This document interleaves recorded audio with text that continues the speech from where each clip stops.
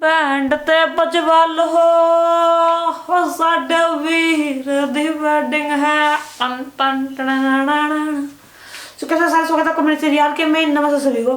सो आज ये बालों को थोड़ा आप ऐसे कर सकते हो कि मैं अभी नहाया हुआ नहीं हूँ, एकदम आते खराब हो गई हैं। सो इनको ऐसे और ख़राब हो गए, पता नहीं क्या हिसाब है। तो मैं अभी इसको नोट करके पॉइंट पे आते हैं।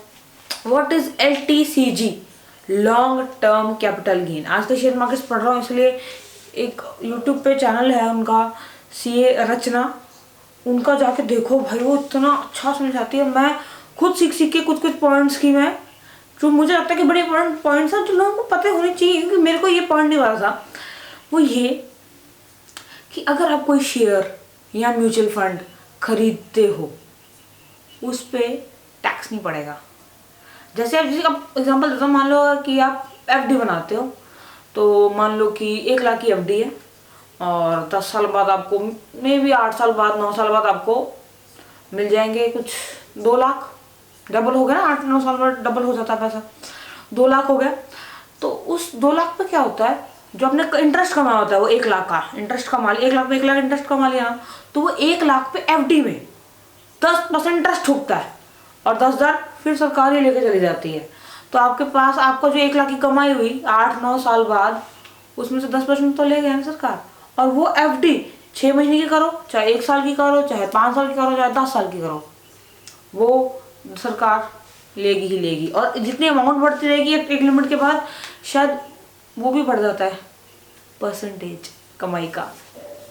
इसलिए FD एक इतनी अच्छी कोई चॉइस नहीं है, क्योंकि पहली बात तो ये कि आपको खुद को पता है, आप सबको, कि 5 से 7%, सिर्फ 5, अभी तो 7 भी उनको चल रहा है जो मतलब बूढ़े हैं एंड ऑल दैट, उनका भी 7 नहीं है, उनका भी 6.5 है। तो मैक्सिमम 6.5% इंटरेस्ट कमा सकते हो। कैसे? FD से। मैं मानता हूँ FD सेफ है, FD सेफ है जी, पर रिस्क है तो इश्क है ना। हर्षद मेहता देखा है कि नहीं? सो अब मैं बताता हूँ क्या एक स्मार्ट इन्वेस्टमेंट क्या हो सकती है। LTCG क्या है? Long term capital gain. क्या होता है? अगर आप शेयर्स में पैसा लगाए और 1 साल, मिनिमम 1 साल, यानी एक फाइनेंशियल ईयर तक, यानी कि वैसे तो एक फाइनेंशियल ईयर है, मान लीजिए कि आपने आज हमने 1 अप्रैल आज हुई है 2020, और आपने अगले साल 1 अप्रैल 2021 को वो शेयर बेच सकते हो, तो आपको उस पर इस कमाई पर इंटरेस्ट नहीं पड़ेगा। तो काहे को बेचने का? शेयर बढ़ते ही बढ़ते हैं। आप रिलायंस का देख लो, अडानी ग्रीन देखो, अडानी ग्रीन तो भाई साहब क्या बढ़ रहा है। अडानी ग्रीन हो गया, इन्फोसिस हो गया, कोटक महिंद्रा हो गया। ये मार्च के आसपास जो किसी ने लोगों ने इन्वेस्टमेंट की होगी ना, वो बहुत सही डील उठाई होगी। जो कोरोना के टाइम पे शेयर मार्केट ऐसे गिरी थी, फिर ऐसे उठ गई वापस।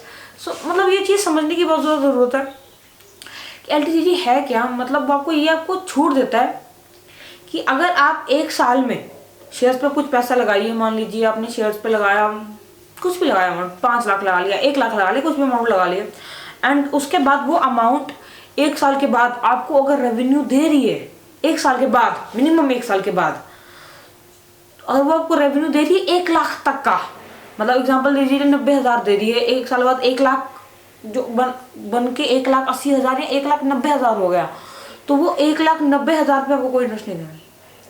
जब तक वो 1 लाख की अमाउंट है, जब वो X अमाउंट X + 1 लाख हो रही है, तब तक आपको कोई 1% भी नहीं देना है टैक्स। That's tax free.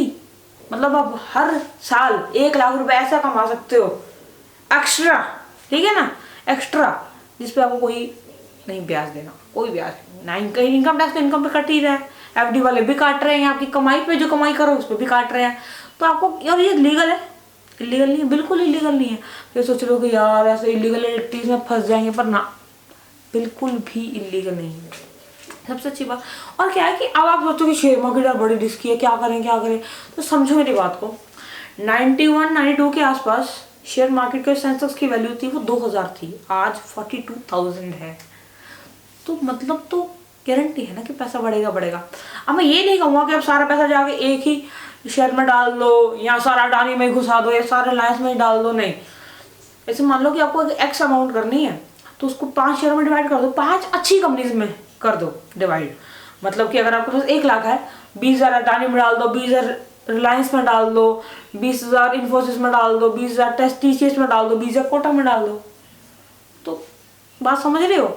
और वो 20-20 हज़ार, अगले साल क्या पता 40-40 हज़ार हो जाए। जिस स्पीड से अडानी ग्रो कर रहा है, रिलायंस ने कोरोना के बाद ग्रो किया, कोटक महिंद्रा के शेयर्स बढ़ रहे हैं, HCL के बढ़ रहे हैं, इन्फोसिस के बढ़ रहे हैं, TCS के बढ़ रहे हैं, द गेम इज चेंजिंग। और भी शेयर्स हैं, आप डी मार्ट के देख लीजिए, एंड अभी 1100-1200 चल रहा है वो भी share. So that's the thing. So यही है यार, मैं मतलब बस सूचना देना चाहता था। एंड वीडियो पसंद आई तो आपको पता क्या करना है, ये बालों को इग्नोर करते हुए वीडियो को लाइक कर देना, शेयर करके, कमेंट करके, सब्सक्राइब करके बेल आइकन को हिट कर देना। फिर जब कोई डाउट हो तो कमेंट्स में लिख देना, ठीक है ना। नमस्ते।